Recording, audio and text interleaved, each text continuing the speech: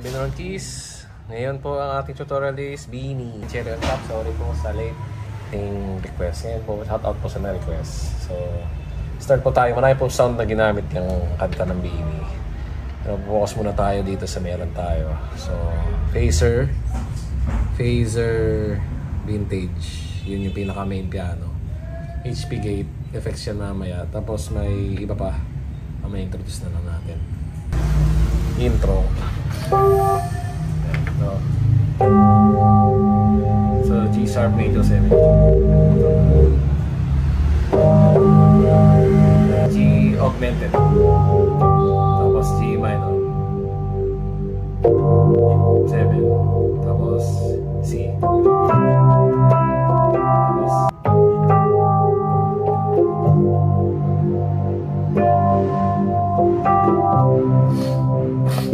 tapos po yun lang din yung gagawin. Pre-chorus, marami siyang effect pero gagawin natin yung HP Gate muna. Ito. So, nile-layer lang tayo yung pinakita ko, pad 87 HP Gate. So, string talaga yung ginagamit nila pero parang itong HP Gate kasi yung parang pinaiiwan siya, diba? Pero dahil dalawa lang yung na-accommodate kasi yung string niya, tape strings. So, parang pumapansin ko nila.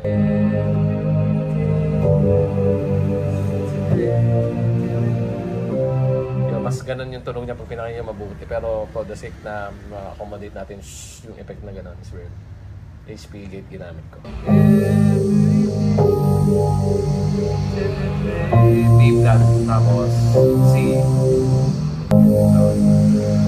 Sharp, E minor, tapos elevate you and me every day. Bago tayo mag-chorus, merong effects na parang tunog baril, pang laser gun. Ginamit ko sound effects 39, yan, noise effects. Yan ang pinakamalapit sa keyboard na to. So, maraming beses siya ginagamit, pero mostly panuingit lang. Kung gusto nyo lang na detail, pero optional lang naman to. So parang na verse, oh yeah, oh yeah, dyan. Ayan, parang tunog baril. C-note lang naman na dalawa. Tapos chorus. If you wanna see it, every tapos ng ano, cherry on top, ulit. Ganun lang, puro ganong effects. Tapos sa pang-apat, yun sa dulo, cherry on top, hindi na niya gagawin. Ganon din sa susunod na chorus. So, mostly ganon lang. Pati sa susunod na verse, may ganon ulit. Magdako na tayo sa chorus. Kami, pwede kayo mag-stick dun sa intro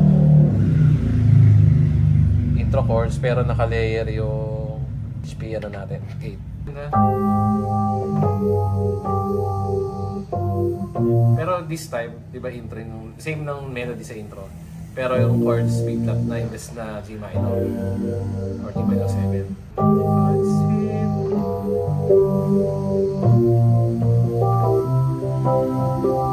Baby, I'm a kid.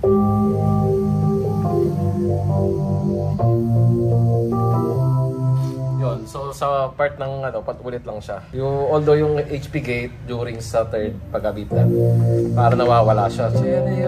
Tapos balik lang siya ulit. Tapos parang nag-fade kasi yung effect ng HP Gate na pad. Yun na yung sa chorus. Tapos isang optional ulit. So, dahil narinig natin yung mga tunog, may effects ako dito na nilaga, ice bells. CP is chromatic percussion yan. So, may mga maliliit na bell na narinig sa chorus. If you want a sweet sugar on heart, isa lang yung gano'n. Pero ulit na lang yung gano'n. Ito.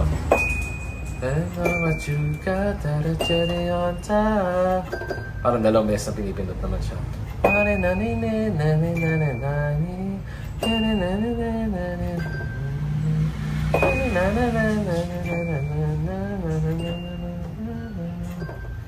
Yun na yung sa buong chorus. Yung sa verse kasi, parang walang ginawa masyado dun yung piano. Parang tigil, yung nag-chords. Pero same lang din ng verse 1 yung chord. Tapos, parang yung may effect na baril lang yung ginamit natin. Kasi meron doon parang umugong bass na kasi yun eh. Hindi na natin sakop yun.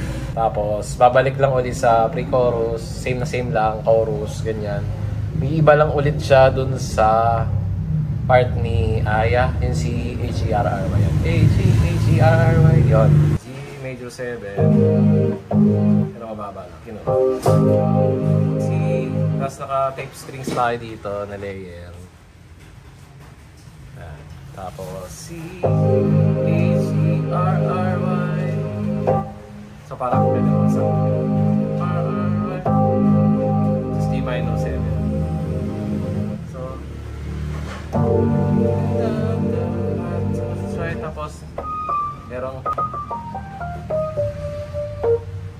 yan. So G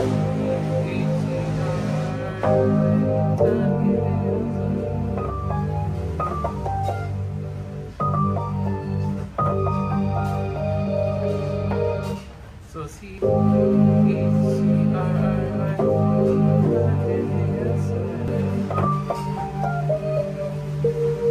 tapos ulit.